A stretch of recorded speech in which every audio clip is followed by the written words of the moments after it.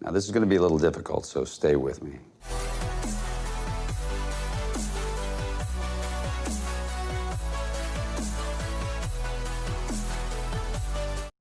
Assalamualaikum warahmatullahi wabarakatuh. Nama saya Indah Damayanti. Saya dari kelas manajemen Amalam semester 6. Di sini saya akan mereview hasil dari film Up in the Air tahun 2009 yang disutradarai oleh Jason Reitman, diproduseri oleh Daniel Dubey, Jeffrey Clifford, Ivan Reitman, dan juga Jason Reitman, dan dibintangi oleh George Clooney sebagai Ryan Brigham, Fanny Famigan sebagai Alex, dan juga Anna Kendrick sebagai Natalie.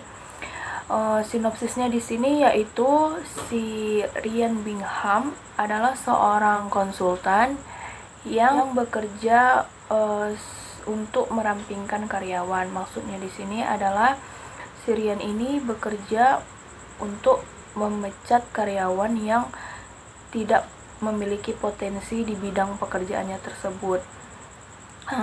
Di sini si Ryan ini biasanya dia terbang ke berbagai negara untuk melakukan pekerjaannya. Selama beberapa tahun dia bekerja, dia melakukan negosiasi dengan karyawan yang akan dipecat itu berjalan dengan mulus-mulus aja. Sampai akhirnya dia bertemu dengan seseorang yang bernama Natalie.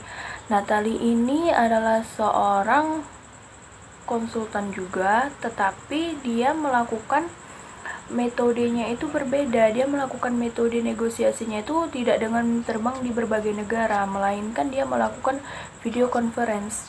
Sampai akhirnya dia mengusulkan kepada Ryan Brigham, dia mengusulkan kalau metode yang dia lakukan itu salah. Jadi dia mengusulkan seperti apa yang dilakukan oleh Natalie ini, tetapi tidak sependapat dengan Ryan itu sendiri, karena menurut Ryan, kalau kita melakukan pekerjaan tersebut dengan cara video conference, di situ kita tidak bisa mendapatkan emosi yang dikeluarkan oleh karyawan yang akan kita pecat. Di situ kita tidak bisa merasakan gimana rasanya berada di posisi mereka.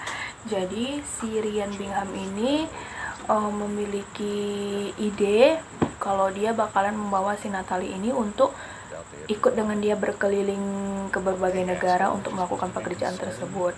Jadi mereka melakukan pekerjaan tersebut ke berbagai negara seperti yang dilakukan Ryan dengan biasanya.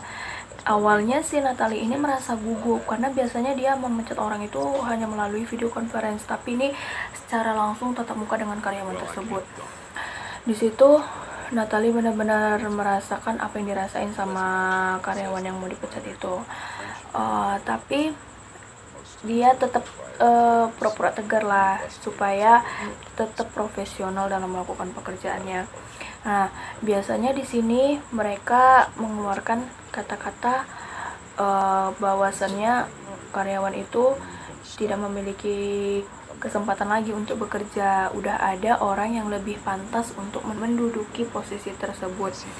Jadi walaupun mereka udah bekerja lama, tapi mereka tetap memikirkan alasan gimana caranya biar karyawan tersebut mau untuk dipecat, istilahnya begitu. Jadi di sini biasanya mereka melakukan negosiasi. Negosiasinya itu berupa mereka akan diberikan bayaran selama 3 bulan sekali, pemeriksaan kesehatan selama 6 bulan sekali, dan juga mereka bisa menikmati fasilitas-fasilitas yang pernah diberikan, tetapi itu tidak seumur hidup. Jadi di sini mereka hanya diberikan istilahnya hanya pesangon. Ada beberapa karyawan yang merasa setuju, tapi ada juga yang merasa bahwa itu tidak sejalan dengan mereka. Mereka merasa kecewa karena bagaimanapun mereka bekerja selama belasan tahun bahkan puluhan tahun, hanya dengan diberi alasan seperti itu bagi mereka itu tidak pantas gitu.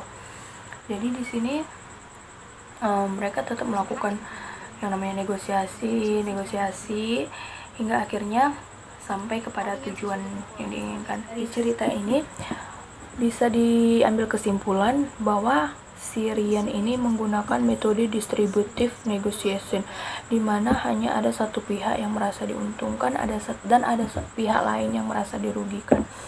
Walaupun dirugikannya tidak seutuhnya, karena kan mereka di sini juga mendapatkan pesangon, tetapi mau bagaimanapun kalau tidak setuju dengan negosiasi yang diberikan oleh Ryan, di situ berarti si Ryan tidak berhasil dalam melakukan pekerjaannya. Tapi hanya beberapa kasus dari film ini yang Ryan tidak berhasil untuk melakukan negosiasi. Bisa dibilang hampir 99% karyawan tersebut merasa setuju, ya karena mereka merasa puas atas pesangon atau tawaran yang diberikan oleh si Ryan. Di sini Natalie ini sendiri sebenarnya orangnya tuh nggak tegaan untuk mempecat orang, tapi yang namanya udah tuntutan pekerjaan, mau tidak mau dia melakukan pekerjaan tersebut. Sekian review film dari saya. Mohon maaf bila ada salah-salah kata. Assalamualaikum warahmatullahi wabarakatuh.